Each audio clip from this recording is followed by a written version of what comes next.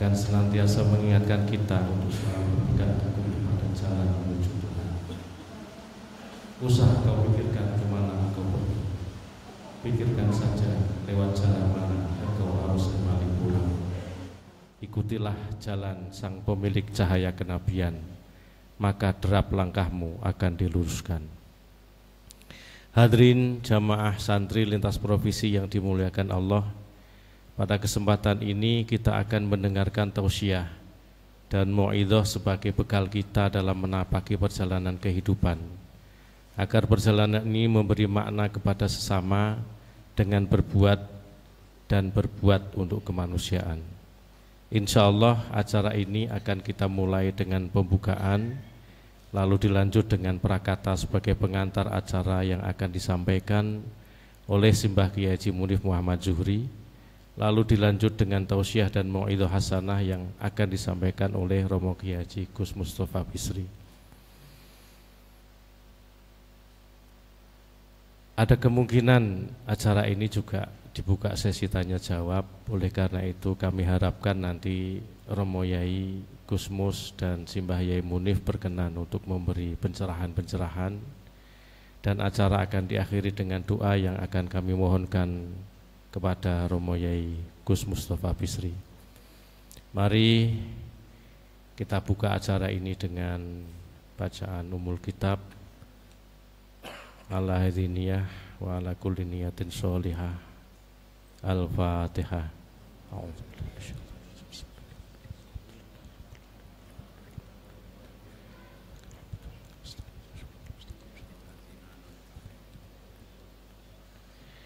Dari kami, jika ada hal-hal yang kurang berkenan, mohon maaf yang sebesar-besarnya. Allahu minkum. Assalamualaikum warahmatullahi wabarakatuh.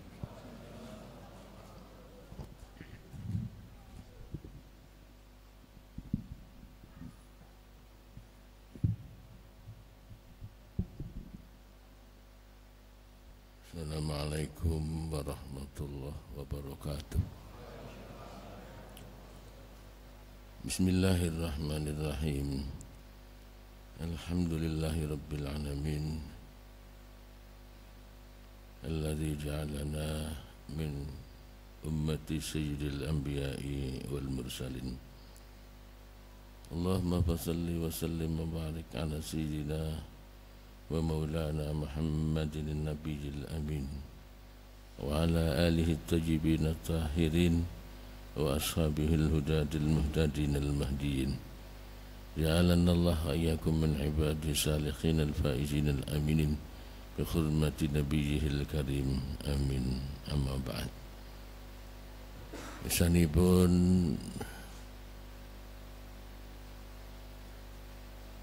Romo Kiai Mustafa Bisri yang sangat saya hormati, yang sangat saya cintai,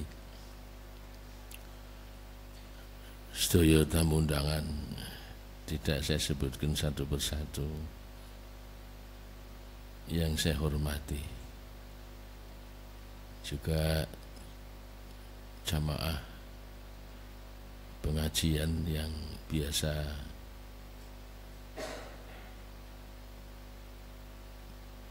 diadakan pada setiap hari Selasa malam Rebu. Alhamdulillah,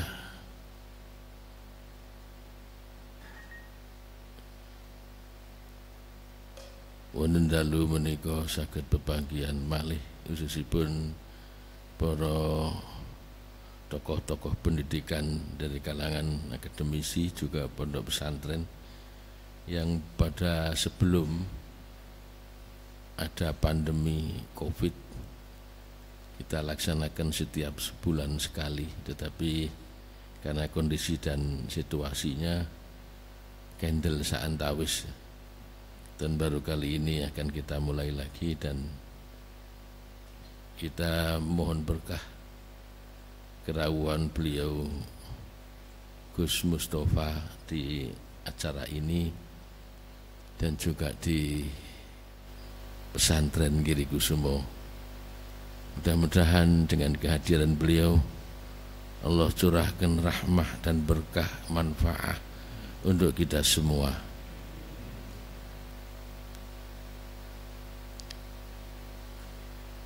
Sedaya ingkang kula hormati, mungkin saya tidak akan sampaikan beberapa hal seperti yang pertemuan-pertemuan yang lalu, karena malam ini sungguh saya sangat gembira dan bahagia beliau Gusmus Rawuh di tengah-tengah kita. Tentu beliau nanti yang akan memberikan banyak sekali hal yang perlu kita cermati, yang perlu kita jalankan, yang perlu kita lakukan untuk menghadapi situasi dan keadaan yang kita semua sudah tidak asing lagi. Namun sebelum saya aturkan ini waktu sepenuhnya kepada beliau, saya ingin sampaikan pertama, saya jadikan kesempatan ini untuk pertama silaturahmi kepada beliau, saya, keluarga dan juga pesantren Girikusumo. Yang kedua,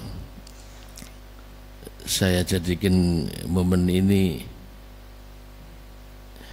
yang memang saya selalu harapkan akan terjadi seperti ini, ujung-ujung Gusmus. Saya pernah satu saat pada saat muktamar NU di Surabaya atau di Jombang, itu saya lupa, ketika Gusmus mengundurkan diri dari pencalonan Surya PBNU itu. Mohon maaf Gusmus, bahwa di negeri ini ada dua orang yang saya anggap paling alim agama dan juga alim beragama. Ada dua orang, satu Gus Abdurrahman Wahid, yang kedua Gus Mustafa Bisri. Ini yang paling saya, mohon maaf, ini yang paling saya hormati dan yang paling saya anggap beliau-beliau ini adalah tokoh yang saya rasakan sebagai tokoh yang alim agama, alim beragama. Maka ketika ada muktamar beliau mengundurkan diri, sempat saya agak marah kepada beliau ini, tapi tidak di hadapan beliau, karena saking cintanya saya dengan NU sebagai wadah kita orang Indonesia ini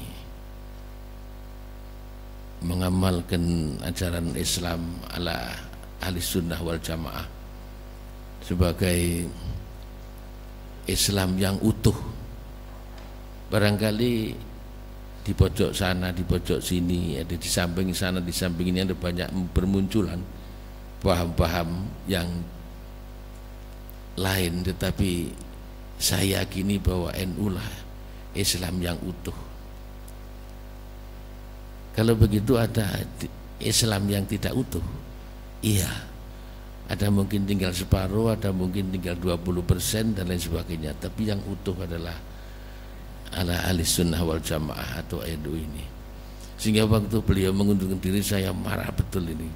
Makanya saking cinta saya kepada beliau ini, karena saya pandang tidak ada lagi yang paham tentang ke-NU-an dan bisa menjadi nakoda NU yang untuk menyongsong masa depan ini kecuali beliau-beliau ini. Kali ini saya mohon maaf atas kesalahan dan kurang adab saya kepada beliau, tetapi saya sampaikan lagi sekali lagi bahwa itu saking cinta saya kepada Gus Mustafa Bisri. Mudah-mudahan pada malam ini adalah malam yang berkah.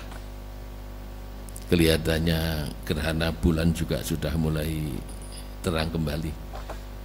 Mudah-mudahan khususnya warga Nahdlatul Ulama atau umumnya pada orang-orang Islam di negeri ini akan ada masa-masa di mana orang yang sering menyatakan bahwa Islam itu indah. Allahumma amin. Sedaya ingkang semorawuh, kita tentu tahu bahwa kita tidak hanya ditugaskan oleh Allah mengamalkan agama, tetapi juga menyebarkan agama dan berjuang untuk agama. Mudah-mudahan ini menjadi titik tolak yang baik selama hayat masih dikandung badan. Kita akan terus memperjuangkan Islam ala ahli sunnah wal jamaah yang kita yakini sebagai Islam yang utuh, yang diajarkan oleh Rasulullah Muhammad sallallahu alaihi wasallam kepada umat di seluruh penjuru dunia ini. Saya kira ini yang perlu saya sampaikan, dan selanjutnya waktu dan sepenuhnya acara ini kepada beliau yang saya cintai dan yang saya hormati, Gus Mustafa Bri. Ini ada cerita sedikit bahwa beliau, Gus Mustafa, putra dari beliau Mbah Kiai Bisri, dan menurut cerita bapak saya Kiai Muhammad Zuhri, dulu waktu mondok di Rembang, di Kasingan, di hadapan beliau Mbah Kiai Khalil Kasingan, beliau bapak saya dan juga Mbah Kiai Bisri, Mbah Kiai Humed Kaliwungu, dan juga satu orang lagi yang ada di Pemalang namanya Mbah Pak Bontos, itu satu kamar. Bahkan pernah cerita bahwa pernah tidak pulang ke rumah waktu hari raya Idul Fitri karena memang tidak punya sangu untuk pulang. Akhirnya beliau berempat ini rembugan untuk untuk mengumpulkan uang sisa dan beli ayam, kalau bahasa kampung ayam kutruk, ayam yang tidak besar itu. Lalu santri 4 ini termasuk Mbah Kiai Bisri, ramanipun Mbah Gus Mus, beliau, ayo dimasak. Mulailah memasak ayam kutruk ini dari jam 9 pagi sampai jam 3 sore baru, kalau bahasa Jawa ini dintas. Apa yang terjadi? Ayam ini sudah tidak berupa ayam, kayak bubur, udah mumut. Lalu Mbah Kiai Bisri ngendika kalih rencang-rencang termasuk bapak saya, iki Mbah Kiai diaturi, Mbah Kiai diaturi. Sing Mbah Kiai Bisri matur Mbah Kiai Khalil, wah ini lare-lare masak ayam Mbah, sampun mateng, nyuwun kersa rawuh nderek entuk pun aturi dahar. Sing akhirnya berlima, itu satu nampan itu berlima, Mbah Kiai Khalil dan santri 4 ini. Setelah selesai semua, Mbah Kiai kondur di dalam, lalu santri 4 ini main halma itu ya, tahu ya, wahai halma itu di dalam kamar itu. Lalu agak sore Mbah Kiai ini keliling lagi di pesantren, terutama di kamar yang masih ada santri ini. Ternyata melihat bahwa beliau melihat santri 4 ini setelah makan-makan itu main halma. Lalu Mbah Kiai dengan bijaksananya itu beliau ngambil sendal dari pelataran masjid atau pondok itu. Di sandal itu nek cara bahasane diuncalke dan jatuh tepat di kertas halma itu. Lalu santri empat ini bingkuluk semua, ya rasanya takut, ya malu dan lain sebagainya lah. Begitu Mbah Kiai kayaknya sudah kundur di dalam, itu sandal diangkat, ternyata di tengah-tengah sandal itu ada tembeleknya yang besar. Itu cerita bapak saya ketika hari raya tidak pulang karena tidak punya sangu. Inilah santri-santri yang kita kenal benar-benar dalam nyantrinya itu, sehingga menjadi tokoh-tokoh besar seperti beliau ramanipun Gusmus menika. Benten wae santri sakniki tiap minggu pun tuweni kalian bapak ibune mengke dipetake ayam McD nopo. Akhirnya tidak ada yang jadi orang besar, masih kecil terus walaupun sudah besar. Ini cerita sekilas Gusmus, saya sungguh sangat bahagia ini bisa cerita ini kepada beliau Gusmus. Saya sangat berharap dan saya berdoa beliau Gusmus ini sebagai tokoh panutan saya, dan saya yakin sebagai tokoh panutan NU seluruhnya di negeri ini. Karena saya ulangi lagi, beliau adalah yang saya anggap paling alim agama dan paling alim beragama.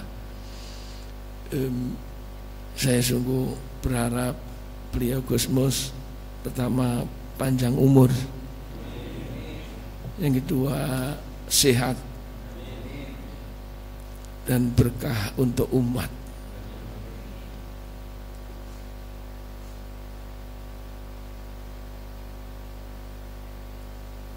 Saya kira sambutan saya sebagai pembuka acara ini sekian. Untuk selanjutnya saya mohon beliau dan doanya sekalian,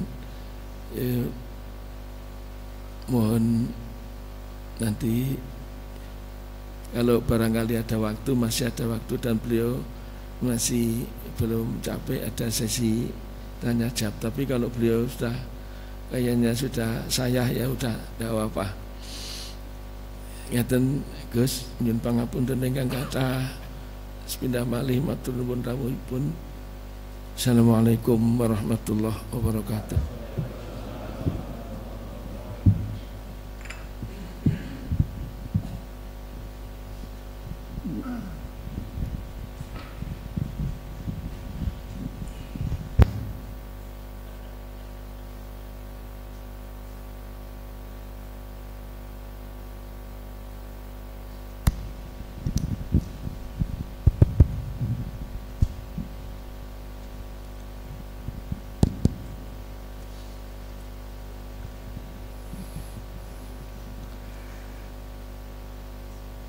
Assalamualaikum warahmatullahi wabarakatuh. Alhamdulillahi rabbil alamin, wassalatu wassalamu ala asrafil anbiya'i wal mursalin, sayyidina wa maulana Muhammadin wa ala alihi wa sahbihi ajma'in, amma ba'd. Hadaratil afadil, Sadatil masyayikh wal asatidhah wal ustazat al aizza timaizukum wa fil muqaddimah sahibul fadilah wal karamah Syekh Ma'hadi Kiri Kusumo Kiai Haji Munif Muhammad Zuhri Timaizu, para tokoh masyarakat, tokoh pendidikan, tokoh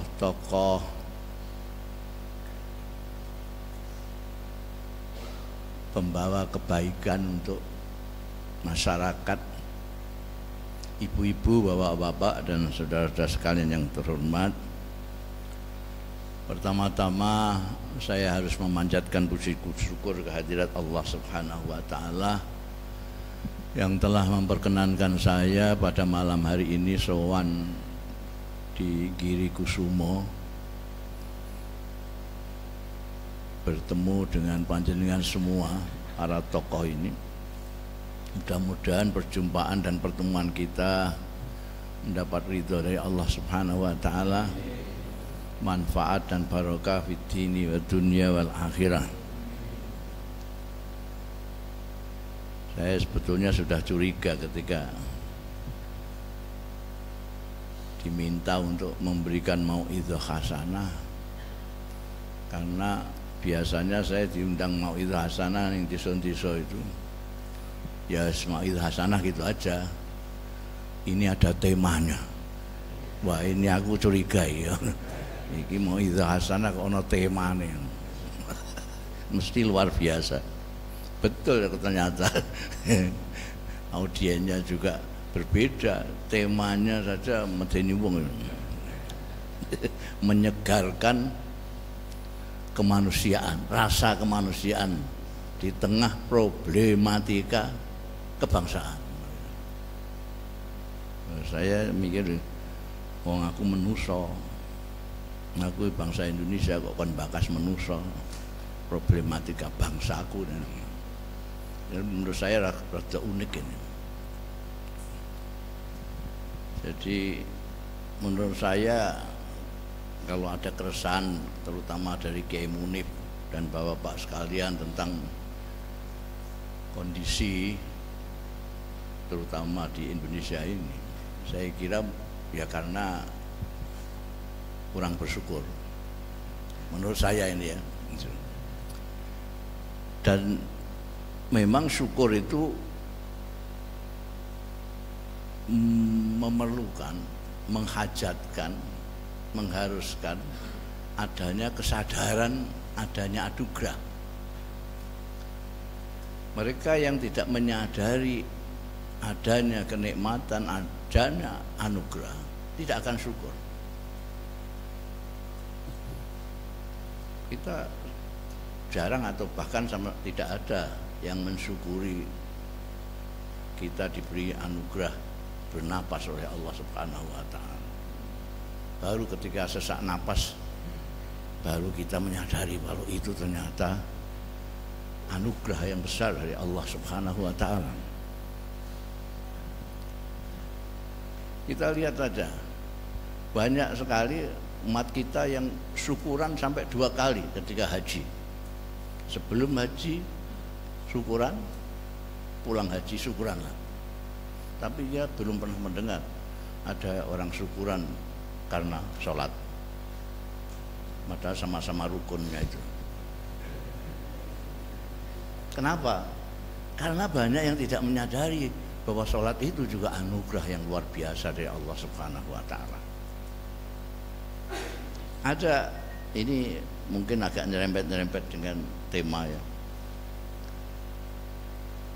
anugerah yang paling besar yang jarang atau bahkan tidak kita syukuri adalah kita diciptakan oleh Allah sebagai manusia.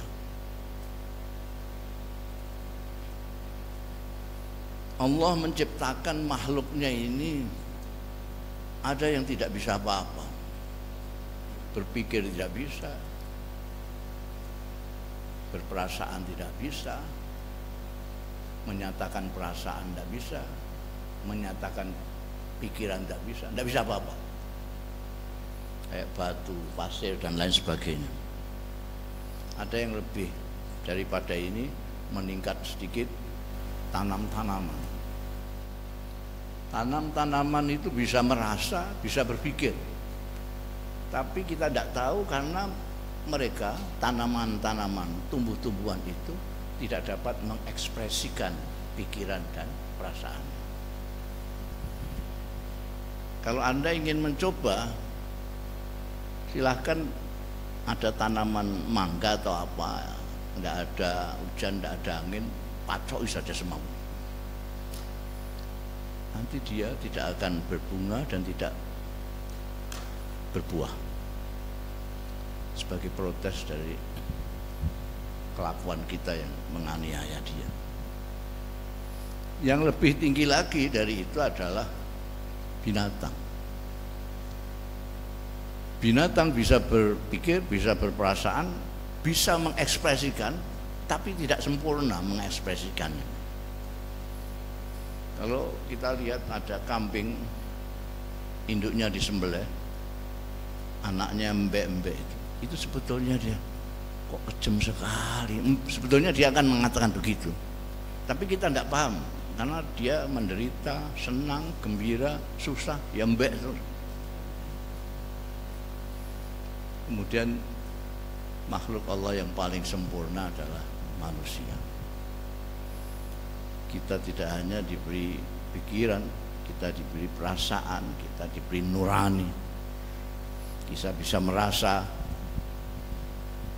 Jadi malaqad karramna bani Adam, dan dilebihkan dari yang lain, itu kita manusia. Bahkan ada yang menyebutkan, ulama yang menyebutkan bahwa Al-Quran itu sebetulnya adalah kitab manusia, karena menyebut insan saja tidak kurang dari 63 di dalam surat Al-Quran. Yang biasa buka-buka Quran, silakan. Al-Insan 63. Yang pertama datangnya ayat pertama kali itu sudah menyebut insan.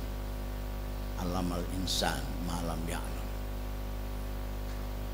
Tentang ilmu pengetahuan, tentang pendidikan dimulai dari insan. Kalau jamaknya An-Nas malah lebih banyak lagi, itu sampai 240 kali disebutkan dalam Al-Quran. Di surat An-Nas saja sudah berapa kali itu? Qul a'udzu birabbin nas, malikin nas, ilahin nas, min syarril waswasil khannas, minal jinnati wan nas. Manusia. Dan lebih bersyukur lagi bahwa Allah Ta'ala menurunkan utusan yang menjadi panutan kita. Manusia terakhir ini ialah manusia yang paling manusia, Nabi Muhammad sallallahu alaihi wasallam. Saya sering mengatakan Kanjeng Nabi itu manusia, tidak sekedar manusia, manusia yang mengerti manusia. Manusia yang mengerti manusia dan memanusiakan manusia. Banyak pemimpin yang kelihatannya manusia, tapi tidak ngerti manusia.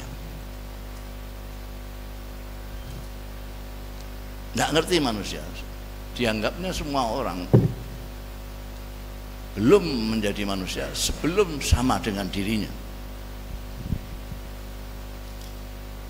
Kalau dia ahli zikir,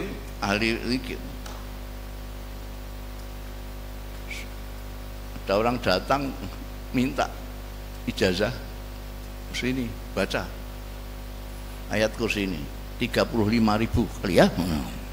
Itu artinya dia nggak ngerti manusia.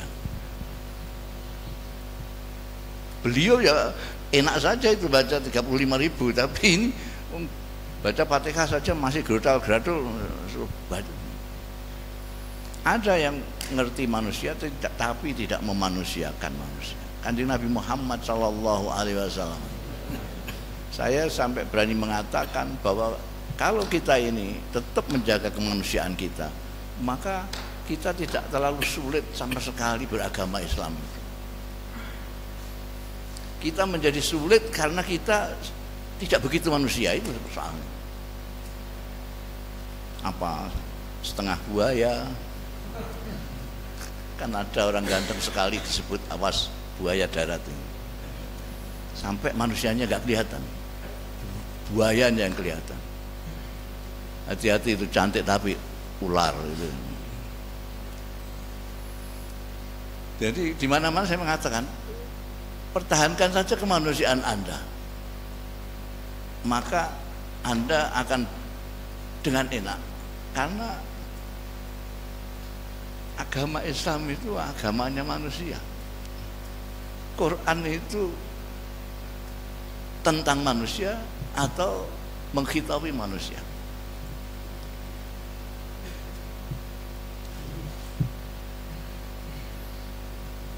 Manusia artinya umumnya manusia. Kalau ada, meskipun itu misalnya serbannya sak ban truk, jenggotnya sak dodong,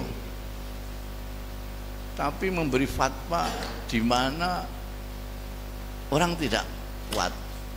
Misalnya kalau kok ingin selamat dunia akhirat, ampean puasa 2 hari 2 malam, tidak buka, tidak sahur, pasti itu karangan, bukan dari Kanjeng Nabi Muhammad SAW. Kenapa? Karena manusia pada umumnya itu keberatan itu. Keberatan. Apa yang diperintahkan Al-Quran itu sebetulnya adalah apa istilahnya? Itu sudah lagiannya manusia gitu, sudah. Manusia ya begitu itu. Menghormati orang tua itu harus manusia sepenuhnya. Kalau tidak gitu ya pitik. Menyayangi yang 6 itu juga sudah lagiannya manusia. Baik dengan istri, baik dengan suami, itu lagiannya manusia. Lah ngapain dilamar-lamar sendiri? Yang dilamar yang mau sendiri. Kok ditaboi? Ini manusia tahu orang. Tetangga, baik dengan tetangga, sudah wajarnya manusia sebegitu itu. Nyembah kepada Tuhan sudah sewajarnya. Kalau menyembah kepada makhluk itu yang tidak wajar, makanya disebut zalim. Jadi tidak wajar. Nah, permasalahannya kadang-kadang kita itu ya tidak bersyukur bahwa kita diciptakan oleh Allah itu sebagai manusia dan dipimpin oleh pemimpin tertinggi kita yang manusia. Terus cari-cari yang lain, terus bikin sendiri. Ini sudah dibikin oleh Tuhan, gampang untuk manusia, karena agama itu bukan untuk Allah tapi untuk manusia. Sudah dibikin sesuai dengan pengetahuan Allah Ta'ala tentang manusia yang ciptaan sendiri.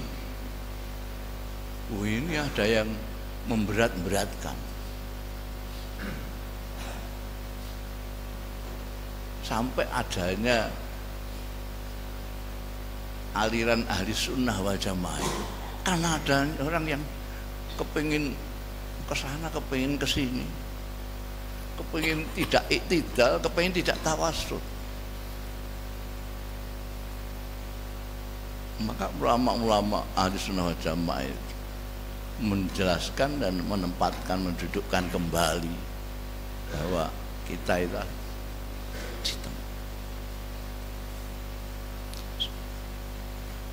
coba sekarang ini apa namanya yang kita lihat dalam masyarakat kita ini. Bangsa Indonesia ini konon kabarnya mayoritas umat Islam. Umat Islam.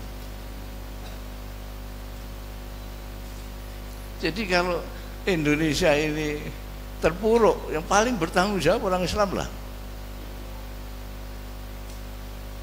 Yang paling bertanggung jawab adalah kiai-kiai dan rektor-rektor Islam. Tapi kalau Indonesia ini bagus, maka yang paling harus bersyukur pertama kali adalah mereka-mereka umat Islam. Nah, sayangnya para pendidik-pendidik itu sama dengan pemaham-pemaham Islam yang hanya berkutat memfokuskan diri kepada teks saja dan nas-nas saja.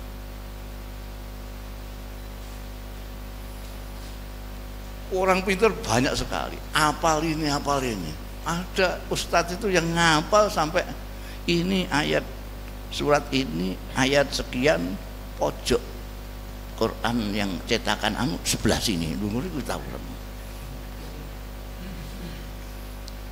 Saking ngalim itu, ngalim. Yang disebut-sebut alim banget oleh Kiai Munib itu kan saya. Wah, itu sudah merupakan contoh kemerosotan daripada ilmu pengetahuan.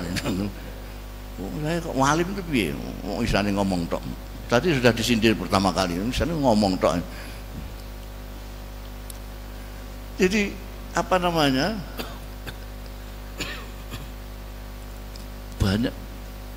Saya ingin contohkan pada kiai-kiai dulu aja. Kiai-kiai pesantren dulu itu tidak hanya teks, tidak hanya memberikan pengajaran, tapi pendidikan. Kita sering merancukan antara pendidikan yang notabene taklim dengan tarbiyah. Tarbiyah, kalau pendidikan itu tarbiyah, kalau pengajaran itu taklim itu hanya memberikan informasi aja kepada murid-murid. Dikasih informasi Quran, ngerti Quran.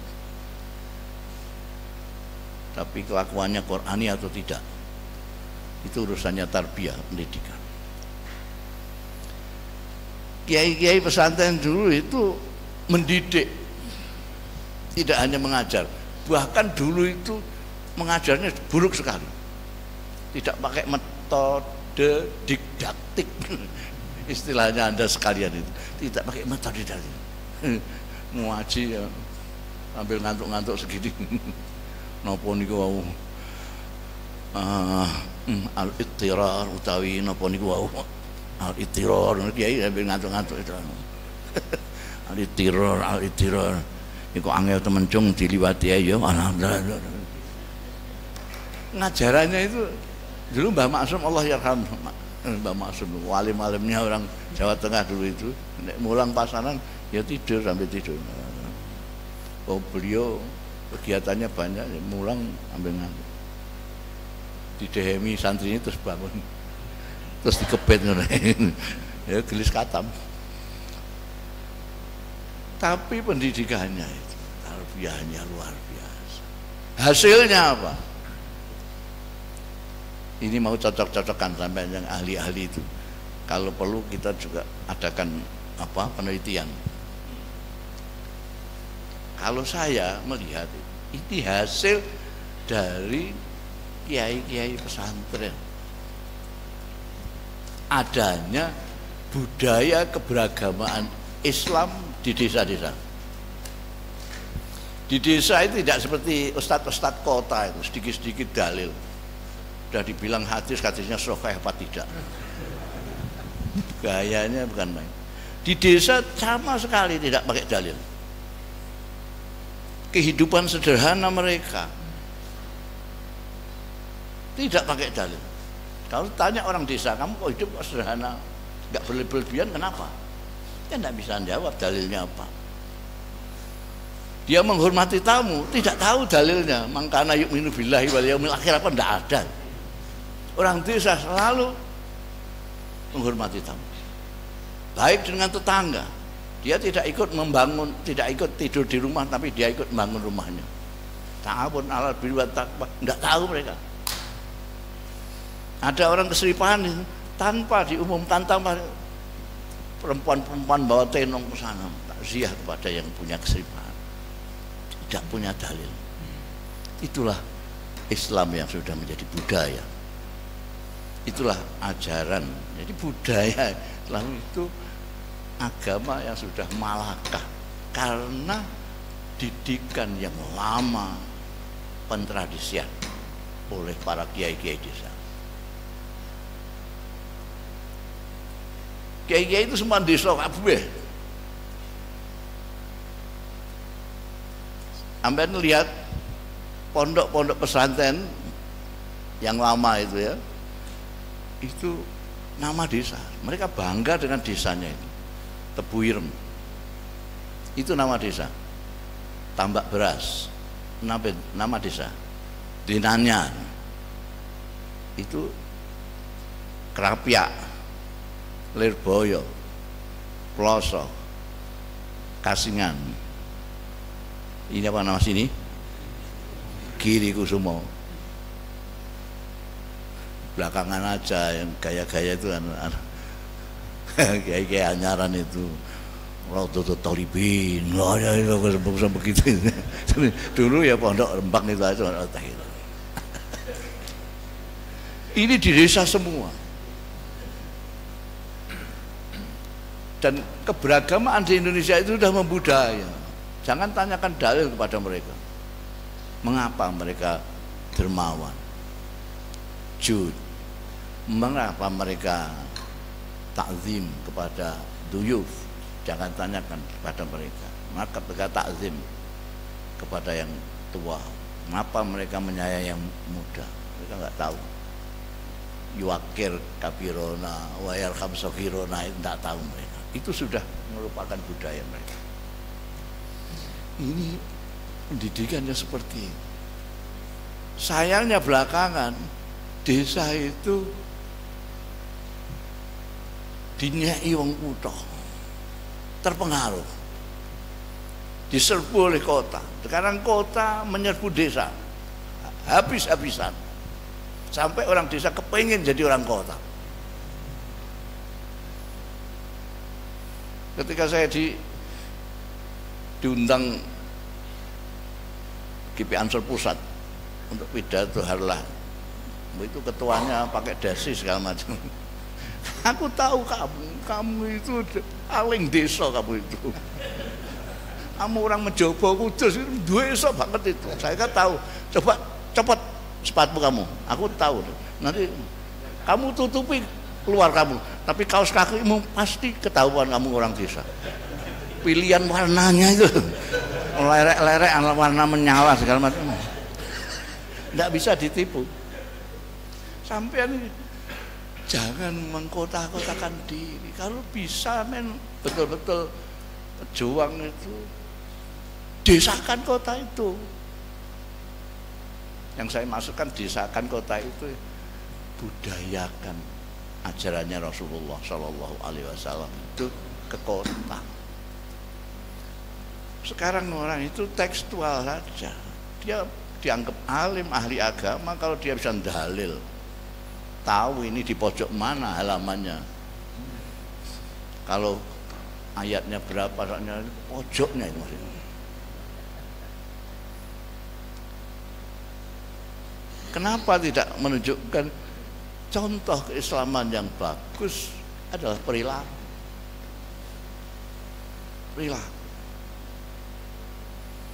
Dan itu kita kalah ini. Sekarang ini kalah karena desa sudah dijajah oleh kota dan orang desa menyerah.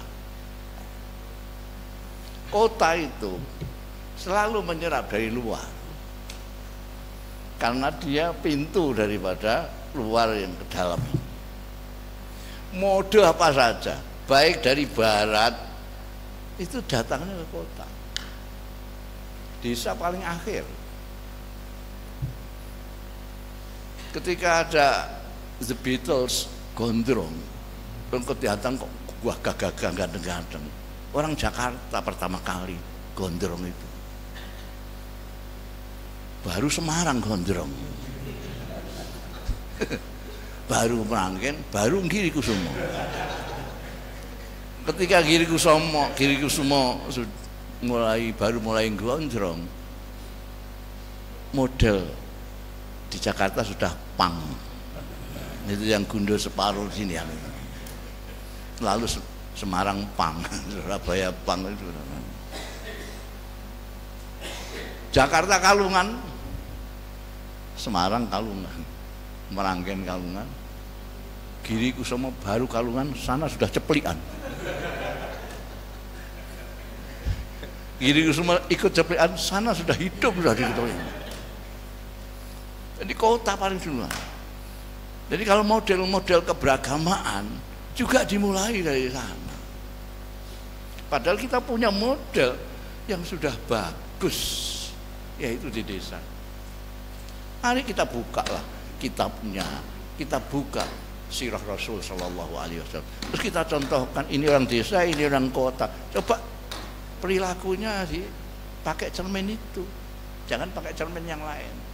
Mana yang lebih Islami, yang lebih sesuai dengan ajarannya Rasulullah Shallallahu Alaihi Wasallam? Bukan karena itu, ini sekarang, dan itu orang kota punya cara, yang orang desa masih gagap dengan cara itu, yaitu medsos. Orang kota menguasai medsos itu, tapi tidak menguasai inti daripada keberagamaan.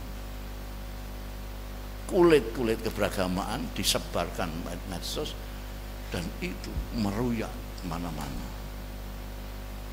Orang-orang, anak-anak muda kita, milenial itu tertarik sekali. Wah, ini ajib ini. Mulainya keberagamaan yang baru model-model ini juga dari luar. Dari luar. Dulu yang ngerti tentang agama Islam dengan bahasa aslinya itu di pesantren, kiai-kiai saja. Di luar enggak tahu. Kampus-kampus enggak ngerti bahasa Arab. Yang ngerti bahasa Arab, meskipun kiai-kiai tidak bisa bahasa Arab secara lisan, tahadus, tapi beliau bukan itu tujuannya. Kiai-kiai bukan tujuannya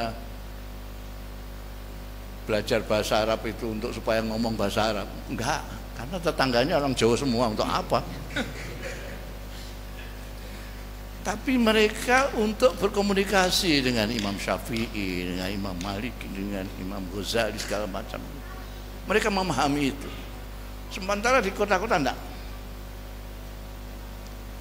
Ketika orang-orang barat melihat fenomena Islam yang gegap gempita sejak Khomeini menang revolusi itu, mereka lalu menerjemahkan kitab-kitab ke dalam bahasa barat, bahasa Inggris, bahasa Prancis, segala macam. Tentu saja kitab-kitab yang mereka pilih adalah kitab-kitab pilihan mereka. Kitabnya Sayyid Qutb, kitabnya Maududi, Hasan Banna, itu yang diterjemahkan. Maka orang-orang kampus ngerti semua karena mereka menguasai bahasa barat itu, bahasa Inggris. Mereka baca karangannya Sayyid Qutb, wah ternyata ini Islam itu. Baca Maududi, ini dia. Baca Hasan Banna, ini dia. Karena mereka tidak tahu siapa Sayyid Qutb ini, siapa Hasan Banna ini, siapa Maududi. Mereka adalah orang-orang yang tertindas. Di Hasan Banna, Sayyid Qutb dibunuh oleh pemerintahan Jamal Abdul Nasir, Maududi juga. Di sini orang kampus yang pertama kali ngambil itu. Kenapa? Karena orang kampus lah yang tahu. Mereka ditindas sama Orde Baru. Orang desa nggak ngerti, sudah pokoknya. Itu walil amri apa sebagai atiullah wa ausillah, sudah kampus ngerti gitu. Wah, kejam tenan iki. Talawan. Jadi kitab bacaan cocok. Sementara pesantren ya masih tetap begitu saja. Mereka memiliki sesuatu yang berharga, tapi menyebarkannya itu. Tadi yang Nasrul tadi itu, ini yang perlu, ini tantangan dari pesantren-pesantren itu. Bagaimana menyebarkan. Sekarang orang itu udah HP ini sudah pegangan hidup. HP ini pegangan hidup. Mertua lupa, orang tua lupa, sudah pegang ini. Mereka ngajinya di sini semua. Ngajinya di sini. Lah kamu ini apa ngaji di sini? Ya imammu enggak ngaji di sini. Paling yang di sini saya. Lama adraka sama saya. Sini. Dan kalau Anda melihat pengajian-pengajian di sini ngeri sekali, ngeri sekali. Karena memang tidak menggunakan sanad juga yang ngaji di sini. Sementara kiai-kiai pesantren itu pakai sanad. Pakai sanad. Jadi Kiai Munib dari mana? Minimal dari Kiai Muhammad Zuhri. Kiai Muhammad Zuhri dari mana? Minimal dari Kiai Khalil bin Harun. Kiai Khalil bin Harun dari mana? Minimal dari Kiai Harun. Terus sampai ke Syekh Umar Hamdan, Syekh Saleh, segala macam nanti ke Rasulullah Sallallahu Alaihi Wasallam. Karena itu kebanggaan orang-orang pesantren itu kan dia punya sanad. Pertanggungjawaban ilmiah yang paling bertanggung jawab sanad. Tidak hanya dipertanggungjawabkan di hadapan manusia, tapi di hadapan Tuhan yaumul hisab. Mengapa kamu bisa mengatakan ini dawuhnya Rasulullah Sallallahu Alaihi Wasallam? Bisa dipertanggungjawabkan oleh kiai sampai ke yaumul kiamat. Pertanggungjawaban ilmiahnya sampai yaumul kiamat.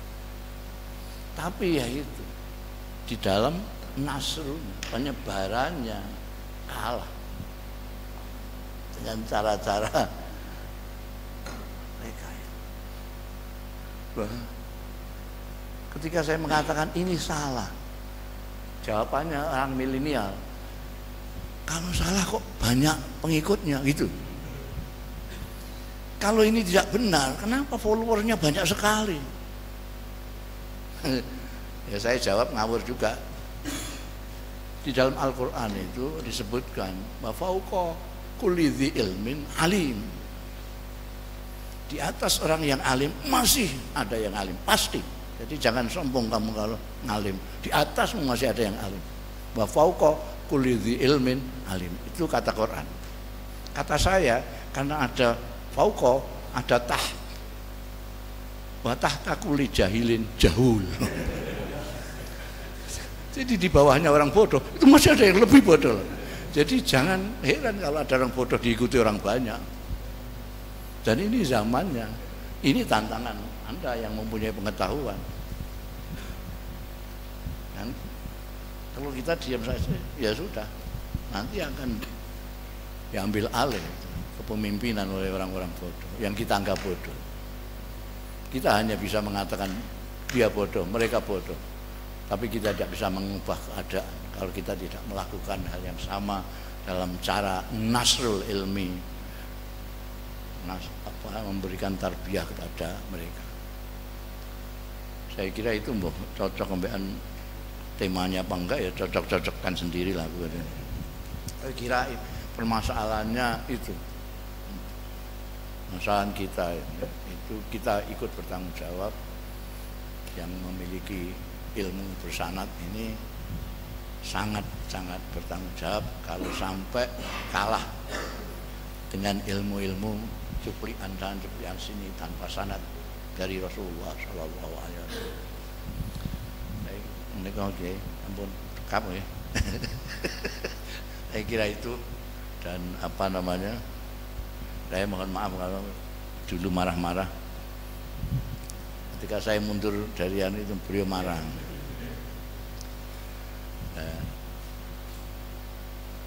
Ada yang kiai tidak tahu, tapi saya sangat tahu sekali.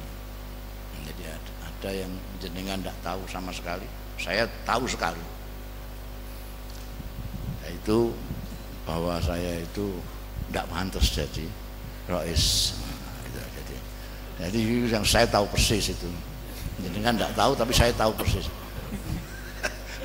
Saya tidak pantas. Karena itu saya tidak akan melakukan sesuatu kalau saya tidak bisa. kalaupun bisa ya tak isa-isa nang ini seperti inilah bisa-bisa saya itu. Ya. Mak saya itu dikasihi sama Tuhan, ditutupi bodoh saya oleh Allah Ta'ala, sehingga ketoknya seperti hanya saya ditutupi usia saya oleh Allah Ta'ala. Jadi seolah-olah Anda menganggap saya itu masih muda, padahal saya sudah tua sekali. Sehingga kalau dieret-eret ke sana kemari itu sebetulnya itu terlalu zalim itu. Sampai ketawa, sampai yang ngeret-ngeret. Itu saja. Mudah-mudahan jenengan tetap istiqomah bersama-sama dengan Kiai Munif untuk memikirkan masyarakat dengan keahlian dan kemampuan Anda sekalian. Pasti Anda akan bisa berbuat lebih banyak daripada yang lain karena kecimpungan Anda sekalian pada ilmu pengetahuan. Agama kita adalah agama manusia dan agama ilmu pengetahuan. Saya kira itu, kurang lebihnya mohon maaf. Wallahu yuwaffiquna ila ma fi ridhah. Astaghfirullahalazim li wa lakum wal afu minkum. Astaghfirullahalazim fi qaulin bila amalin. Assalamualaikum warahmatullahi wabarakatuh.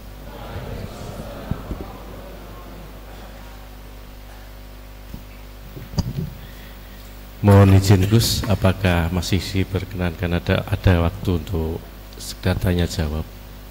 Iya. Terima kasih, mungkin kita batasi pertanyaan ini 1/4 jam karena sesuai dengan random kita akan akhiri jam 10 kunjul 10 menit. Monggo jika ada pertanyaan dari Bapak-bapak. Pak Adnan mungkin yang pertama kali mengawali. Monggo Pak Adin, Prof Adin. Monggo silakan Prof.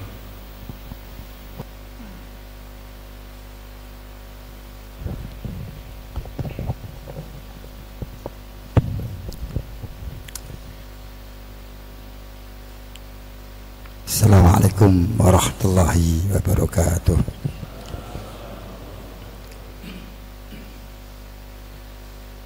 Alhamdulillah, syukurillah. Gusmus yang selalu kita taati, Romo Yai Munib yang selalu kita taati juga. Kita ini ada sebagian yang akademisi,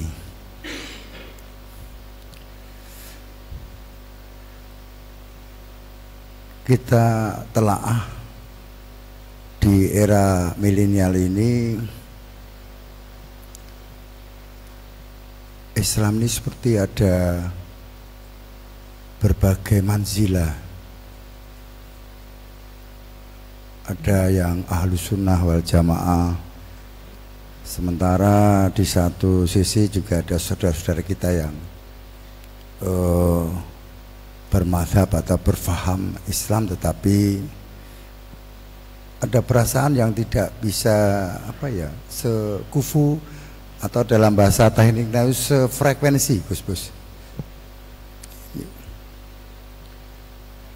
Kadang dalam satu jamaah masjid aja ya,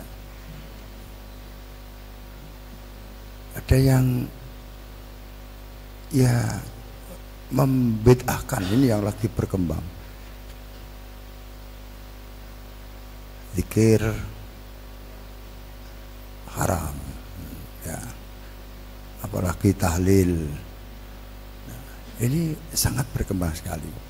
Dan itu saudara kita ya, habis sholat bersalaman tidak kerson ya, Allah Rasul tidak mengajarkan, katanya begitu. Kalau kita ini jadi makmum, kita juga kurang sreg ya. Kalau kita jadi imam, mereka juga akan lari ya. Dan itu sangat berkembang. Dan itu banyak generasi kampus ya, di perumahan-perumahan di kota, betul Gus Mas tadi matur itu. bagaimana upaya kita agar kita ini kalau jadi makmum yang enak, kalau jadi imam ya enak. Gitu. Ya. Mantan Gus Mas, mantan nuwun. Assalamualaikum warahmatullahi wabarakatuh.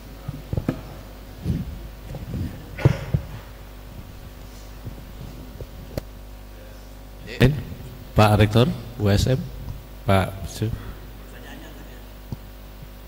Ini monggo diulang Pak Edin. Pertanyaannya bagaimana menjadi imam dan makmum yang enak? Menjadi imam dan makmum yang enak. yang enak. Iya. Dalam situasi dan kondisi di mana ada perbedaan paham dan pendapat. Tidak, perbedaan itu fitri, tidak bisa. Allah menggunakan redaksi lau sya. Lau itu andai kata. Andai kata itu jelas tidak. Andai kata Tuhan menghendaki, kalian akan aku jadikan satu umat. Tidak ada yang berbeda. Ini dikehendaki oleh Allah. Tujuannya apa? Wallahu a'lam. Allah itu mungkin supaya agar kita itu bisa menghargai yang berbeda atau apa, pokoknya Allah alam, Allah yang lebih tahu. Jadi terus pertanyaannya kemudian di dalam kondisi itu sudah fitrah perbedaan itu, lalu bagaimana kalau kita menjadi imam?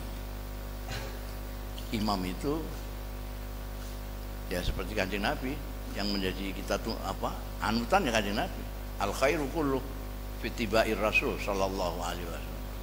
Segala yang terbaik bagi kita umatnya Nabi Muhammad adalah mengikuti Kanjeng Nabi Muhammad sallallahu alaihi wasallam. Kanjeng Nabi ketika menjadi pemimpin itu beliau sangat bijak.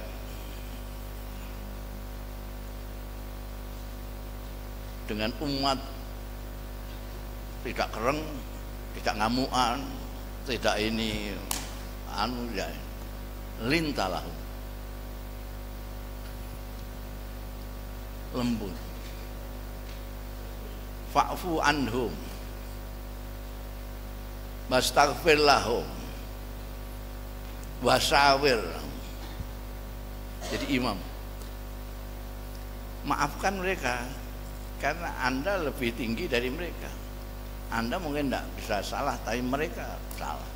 Anda mungkin bisa tidak lupa, mereka sering lupa. Fa'fu anhu, maafkan itu makmum kamu itu kalau ada yang salah. Kalau salahnya kepada Tuhan, fastaghfir lahum, kamu mintakan ampun kepada Allah. Pemimpin itu tidak hanya memberikan maaf kepada umatnya, tapi memintakan maaf kepada Allah untuk umatnya. Tapi jangan lupa wasyawir fil amri, dalam meskipun lebih tinggi segala macam yang dicontohkan oleh Rasulullah, selalu bermusyawarah dengan bawahannya. Kalau jadi makmum ya lihat imamnya. Kan makmum itu gitu, tidak boleh imamnya belum sujud dia sujud duluan. Jadi kalau makmum enak sekali, enak kalau makmum ikut aja imamnya. Saya kira menjawab enggak ini? Menjawab ya saya.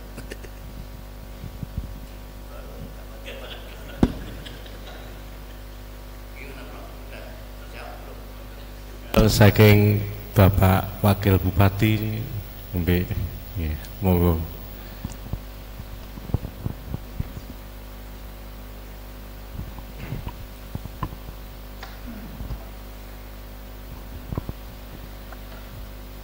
Kalau resan niki Rois Suriah MBCNU nggih Wakil Bupati Roy. Nggih. Assalamualaikum warahmatullahi wabarakatuh. Pangapunten, tertarik dengan tadi yang disampaikan bahwa sekarang kota yang menyerang di desa. ngaten Mbah, dados logika masyarakat dengan logika pemimpin itu kadang-kadang berbeda. Ada sebuah skandal kecil mungkin di Demak kebetulan, ketika saudara-saudara kita NU yang notabene mau menyebarkan ajaran dari kiai-kiainya, tetapi di situ sudah bercokol orang yang laisa minna, dan sayangnya dia itu bawa-bawaan, sehingga ketika kawan-kawan dari kita mau berdakwah, sampean tuh aweh hopo gitu, karena mereka itu datang dengan memberi sesuatu seperti itu. Ini terjadi sehingga masyarakat di desa dalam hal ini terkikis karena merasa hutang jasa diberi sesuatu oleh mereka, dan mereka itu mengajarkan ajaran-ajaran yang tentu tidak sama dengan kita. Mungkin solusinya bagaimana seandainya para tokoh kita dalam hal ini terkait dengan sakhoknya itu loh, panganannya itu loh Mbah, itu yang diterima oleh orang desa sehingga diajak orang NU ndak beri apa-apa, itu ndak mau. Kowe aweh opo ngoten cekae ngoten mawon. Matur sembah nuwun Mbah.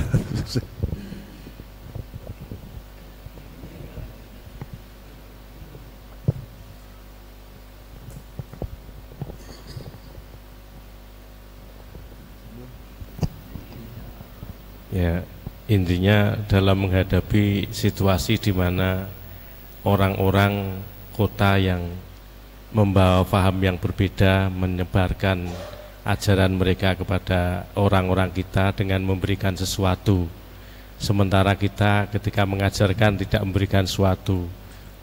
Ya, ya kita berikan sesuatu lah. Iya, kita berikan sesuatu.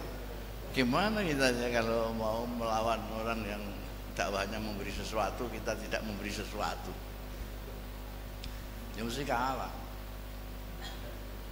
Jadi ya, kita harus memberi sesuatu. Kita tidak bisa mengandalkan bahwa kita benar. Kita benar, itu ya, kita harus yakin. Tapi bahwa kita benar, lalu orang mau ikut kita, itu belum tentu. Pertama, kita harus introspeksi pada diri kita sendiri. Apa yang kurang?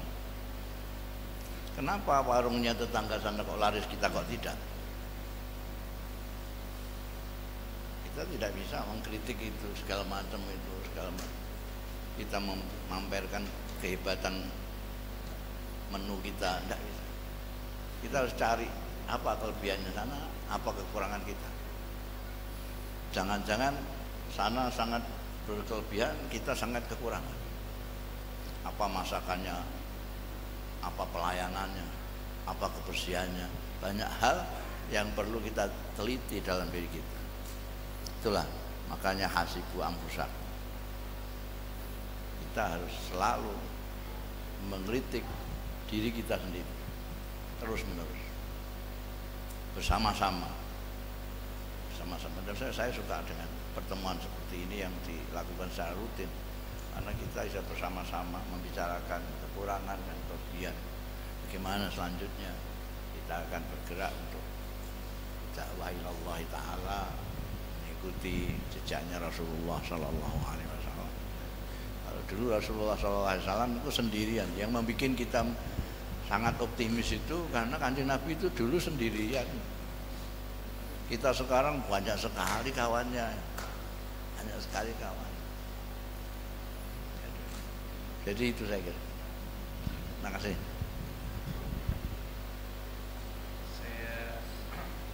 Bismillahirrahmanirrahim. Saya pikir cukup untuk acaranya.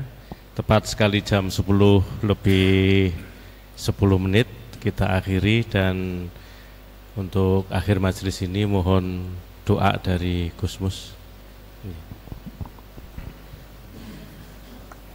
Ila hadratin Nabi Mustafa sallallahu alaihi wasallam wa alihi wa nisaihi wa dzurriyyatihi wa sahabatihi wa jami'i ikhwanina anbiya'i wal ma'rifati وإلى تابعين لأصحاب رسول الله أجمعين وتابع تابعين إلى يوم الدين وإلى أئمة المجتهدين علماء العاملين وأوليائك الصالحين إلى جميع أرواح أهل القبور المسلمين والمؤمنين من المشارق ومغاربها برها بحرها وصنع آبائنا وأمهاتنا وأجدادنا وجداتنا وأعمامنا وعماتنا وذوي الحقوق علينا ومن أحبنا وأحببناه ومن أوصانا بالدعاء ونخص خصوصا إلى حضرة كي محمد زهري اللهم انفعنا بعلومهم وانفعنا بأخلاقهم وبنيات القبور. الفاتحة. أعوذ بالله من الشيطان الرجيم. بسم الله الرحمن الرحيم. إياك نعبد وإياك نستعين صراط الذين أنعمت عليهم غير المغضوب عليهم ولا الضالين. أعوذ بالله من الشيطان الرجيم. بسم الله الرحمن الرحيم. الحمد لله رب العالمين حمدا يوافي نعمه ويكافئ مزيدا. يا ربنا لك الحمد يا ربنا لك الشكر يا ربنا لك الثناء كما ينبغي لجلال وجهك الكريم ولعظيم سلطانك. اللهم صل على سيدنا محمد وعلى آل سيدنا محمد كما صليت على سيدنا إبراهيم وعلى آل سيدنا إبراهيم وبارك على سيدنا محمد وعلى آل سيدنا محمد كما باركت على سيدنا إبراهيم وعلى آل سيدنا إبراهيم في العالمين إنك حميد مجيد. اللهم يا رب محمد وآل محمد صل على محمد وعلى آل محمد وارض محمد صلى الله عليه وسلم وعلى. اللهم صل على سيدنا محمد الحبيب المحبوب شافي الهلال مفرج الكرب وعلى آله وصحبه. اللهم يا الله لا إله إلا أنت يا رحمن يا رحيم يا مالك يا قدوس يا سلام يا مؤمن يا مهيمن يا عزيز يا جبار يا متكبر يا خالق يا بارئ يا مصور يا غفار يا قهار يا وهاب يا رزاق يا فتاح يا عليم يا قبيض يا باسط يا خافض يا رافع يا معز يا مذل يا سميع يا بصير يا حكم يا عدل يا لطيف يا خبير يا حليم يا عظيم يا غفور يا شكور يا علي يا كبير يا حفيظ يا ممكن يا حسيب يا جليل يا كريم يا راكب يا نجيب يا واسع يا حكيم يا مجيد يا مجيد يا بارئ يا شيخ يا مكل يا كون يا من يا ولي يا حمي يا موسى يا محيي يا مميت يا حي يا قيوم يا واجد يا ماجد يا واحد يا أحد يا صمد يا قدير يا مقتدر يا قادر يا أكبر يا ظاهر يا باطن يا والي يا متعال يا بر يا تواب يا منتقم يا عفو يا رؤوف يا مالك الملك ذا الجلال والإكرام يا مشرك يا جابر يا غني يا مغني يا مانع يا ضار يا نافع يا نور يا هادي يا بديع يا باقي يا وارث يا رشيد يا صبر. اللهم إنا ندعوك بأسمائك الحسنى كما أمرتنا فاستجب إلهنا كما وعدتنا. اللهم بجاه سيدنا محمد صلى الله عليه وسلم سورة الفاتحة المعظمة وسبع المثاني من القرآن وبسر الأسمائك الحسنى واسمك المعظم. اللهم لا تدع لنا في مجلسنا هذا ذنبا إلا غفرته ولا هما إلا فرجته ولا عيبا إلا سترته ولا مكروبا إلا نفسته ولا مريضا إلا شفيته ولا دينا إلا قضيته ولا جاهلا إلا علمته ولا ضالا إلا هديته ولا مؤسرا إلا يسرته ولا فقيرا إلا أغنيته ولا معهدا إلا باركته ولا حاجة من حوائج الدنيا والآخرة إلا قضيتها ويسرتها يا رب العالمين. اللهم ارزقنا الإخلاص والاستقامة وحب ما يحبك وتحبه وحب رسولك محمد صلى الله عليه وسلم وحب ما يحبه ويحبه وما يقربنا إلى ذلك من القول والفعل والعمل يا أرحم الراحمين. ربنا آتنا من لدنك رحمة وهيئ لنا من أمرنا رشدا. اللهم انفعنا بما علمتنا وعلمنا ما ينفعنا وزدنا علما نافعا وزدنا علما نافعا وزدنا علما نافعا. اللهم إنا نسألك سلامة في الدين وعافية في الجسد وزيادة في العلم والعمل وتوبة قبل الموت وراحة من الموت ومغفرة ورحمة. اللهم هون علينا بشفقة الموت واختم لنا بحسن الخاتمة. ربنا آتنا في الدنيا حسنة وفي الآخرة حسنة وقنا عذاب النار. ربنا تقبل منا إنك أنت السميع العليم وتب علينا يا مولانا إنك أنت التواب الرحيم. وصلى الله على خير خلقه محمد الأمي وعلى آله وصحبه وبارك وسلم. بسر سبحان ربك رب العزة عما يصفون وسلام على المرسلين والحمد لله رب العالمين.